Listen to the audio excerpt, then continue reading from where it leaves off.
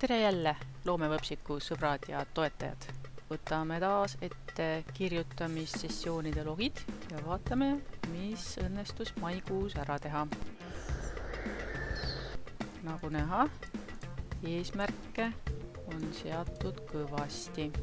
Kohe väike spoiler, kõikide asjadega ei jõudnud tegeleda, mis plaanis oli. Kaarna kirjas 4. teemakogumik, mille üks koostajatest ma juhtumisi olen, vajas sissejuhatust, samuti oli vaja üle vaadata toimetaja märkmed oma jutule siis. Siis meeles peaks on mul olnud tegeleda ka Headspace taustalooga. Selle peale ma nüüd mõtlesin, nii et see sessioonina kirja ei lähe.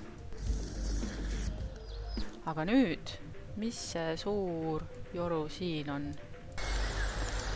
See on üks uus jutt. Võtsin käsile oma inkubaatorist ühe kirja pandud kontsepti, hakkasin otsast närima ja arendama ja nagu näete, terve kuu jooksul tasapisi kuu lõpuni välja. Peaaegu oleks sellesse reaktorisse pannud, aga siis leidsime, et las ta natuke seisab, läheb järgmisesse.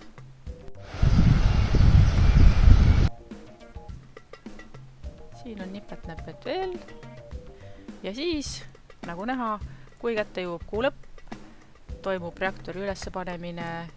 Sellega ma tegelesin rahulikult oma pool päeva, nii et siit tuli kohe mitme tunni jagu töösessioone.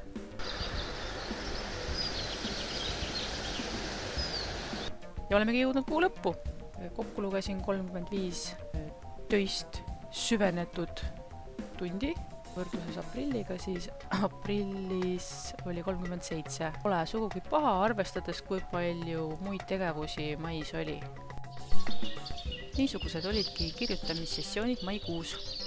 Külasta meid jälle, loe luja nauti, või tahad, lase tippi kohvi äppi kaudu. Tervitada ei saa, tõllipusteid ei tee, kintsu ei näita, aga olen tänulik. Ongi kõik. Tšau!